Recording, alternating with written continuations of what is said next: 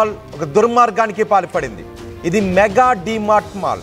రంగారెడ్డి జిల్లా ఇబ్రహీంపట్నంలో ఉంది ఈ మెగా డీమార్ట్ మాల్. ఈ మెగా డీమార్ట్ మాల్ నిర్వాహకులు దారుణానికి పాల్పడ్డారు. ఈ మెగా డీమార్ట్ మాల్లో ఒక చిన్న పిల్లాడు ఒక చిన్న చాక్లెట్ దొంగతనం చేశాడు అని ఆ చిన్న పిల్లాడికి చిత్రహింసలు పెట్టారు ఆ మెగా డీమార్ట్ నిర్వాహకులు. ఆ పిల్లాడిని చేతులు కట్టేసి చొక్కా విప్పేసి కింద సెల్లార్లోకి తీసుకువెళ్ళి చిత్రహింసలు పెట్టిన ఘటన ఈ మెగా డీమార్ట్లో చోటు చేసుకుంది. ఇప్పుడు మీరు ఆర్టీవీ స్క్రీన్ పైన చూస్తున్నారు. ఇది మెగా డీమార్ట్ ఇబ్రహీంపట్నంలో ఉంది. మధ్యాహ్నం 12 గంటల నుంచి రాత్రి 8 గంటల వరకు ఆ బాలుడిని నిర్బంధించారు. బాలుడిపై దాడి చేశారు. అండర్ గ్రౌండ్లోకి తీసుకువెళ్ళి గోదాములోకి తీసుకువెళ్ళి అక్కడ సిబ్బంది ఆ బాలుడిని చితక్కొట్టారు. మెగా డీమార్ట్ నిర్వాహకులపై స్థానికులు ఆగ్రహాన్ని వ్యక్తం చేస్తున్నారు. ఆ మెగా డీమార్ట్ సూపర్ మార్కెట్ ముందు ప్రజలు ఆందోళనకు దిగారు. ఈ విషయం తెలుసుకొని బాలుడిని రక్షించి వైద్య పరీక్షలకు కూడా పంపించారు పోలీసులు. బాలుడి తల్లిదండ్రుల ఫిర్యాదుతో మెగా డీమార్ట్ యాజమాన్యంపై కేసు కూడా నమోదు చేశారు. నిజానికి చాక్లెట్ దొంగతనం చేస్తే అందుకు సంబంధించి తగిన చర్యలు చట్టబద్ధంగా తీసుకోవాలి. లేదు అంటే చిన్నపిల్లల్లో సహజంగా అలాంటి చేతివాటం కనిపిస్తూ ఉంటుంది.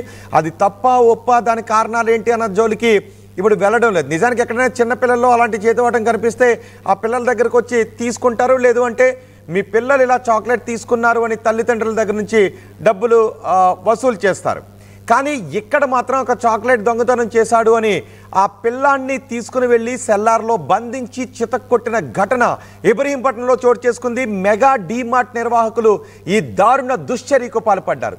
ఇప్పుడు పోలీసులు ఆ బాలుడిని విడిపించడంతో పాటు ఆ మెగా డీమార్ట్ యాజమాన్యంపై కేసు కూడా నమోదు చేశారు. మా ప్రతినిధి దేవిక ఉన్నారు పూర్తి సమాచారం అందించడానికి. దేవిక, ఈ ఘటనకు సంబంధించి మీ దగ్గర ఉన్న సమాచారం ఏంటి?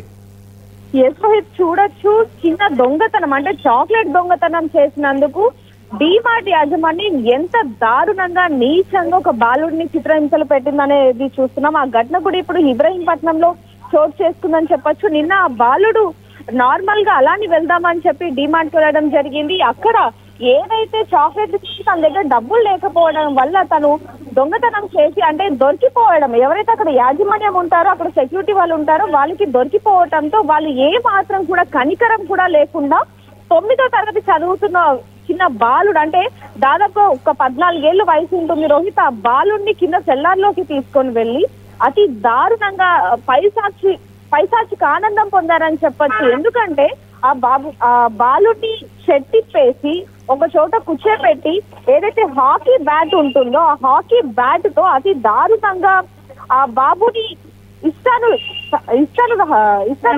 కొట్టడం, అదే విధంగా ప్లాస్టిక్ పైపులతో కూడా కొడుతూ ఆకలేస్తుంది, దాహంగా ఉంది అంటే ఏదైతే ఉప్పు ప్యాకెట్ తీసుకొచ్చి ఆ ఉప్పు ప్యాకెట్ ని నోట్లో కుక్కి అది కనుక కింద ఉంచేస్తే నిన్ను చంపేస్తామని చెప్పి బెదిరిస్తూ పైశాచిక ఆనందం పొందారని చెప్పొచ్చు. ఆ యాజమాన్యం ఎవరైతే ఉన్నారో వాళ్ళందరి మీద కూడా ఖచ్చితంగా యాక్షన్ తీసుకోవాలి. కానీ మధ్యాహ్నం 12 గంటల నుంచి రాత్రి 8 గంటల వరకు ఆ బాలుని బంధించి చిత్రహింసలు పెట్టడం అంటే మామూలు విషయం కాదు. అంత సమయం ఆ బాలుడి తల్లిదండ్రులు ఏం చేస్తున్నారు? అసలు ఏం జరిగింది?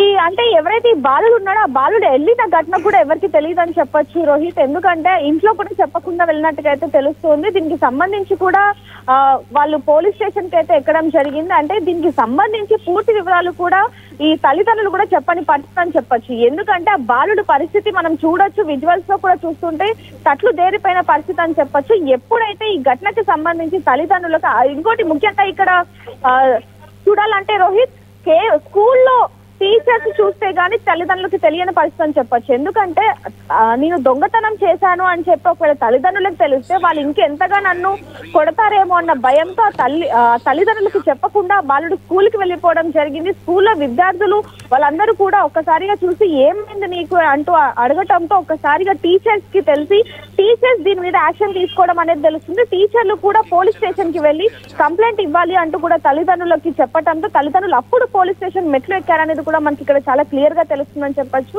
ఏదైనప్పటికీ కేవలం ఒక చాక్లెట్ దొంగలిచ్చాడని చెప్పి ఒక 14 ఏళ్ల బాలుడిని అతి పైశాచిక ఆనందంతో, ఇంకోటి ఇక్కడ ముఖ్యంగా ఒక్కరు కాదు ఇద్దరు కాదు 5గురు ఆ బాలుడి మీద ఇలా విరుచుకుపడ్డారు అనేది కూడా తెలుస్తుంది. ఎవరైతే ఆ మెగా డీమార్ట్ ఓనర్ ఉంటాడో వాళ్ళ కొడుకు వాళ్ళ కొడుకు బషీర్, సమీర్, చింటూ, రాకేష్ అనే 5 వ్యక్తులు ఒక్కసారిగా ఆ బాలుడి మీద ఇలా విరుచుకుపడటంతో అతను ఎక్కడ చంపేస్తారనే భయంతో అతను ఇంకా వాళ్ళు చెప్పిన వాటికంటే ఆ ఉప్పు తినడం కానివ్వండి, బట్టలు ఇప్పమంటే బట్టలు ఇప్పటం, వాళ్ళు చెప్పిన విధంగా చేయడం వల్లనే ఇంకా కొంచెం ప్రాణాలతో ఉన్నాడు అంటూ కూడా తల్లిదండ్రులు వాపోతున్న పరిస్థితి అని చెప్పొచ్చు. ఏదైనప్పటికీ బాలుడిని ఇంత పైశాచిక ఆనందం పొంది ఇంత చిత్రహింసలు చేసిన వారికి కఠిన శిక్ష వేయాలి అంటూ కూడా ఇటు తల్లిదండ్రులు అలాగే మెగా డిమార్ట్ నిర్వాహకులు ఏమంటారు ఈ దుశ్చర్యపై, ఇంత దుర్మార్గంపై?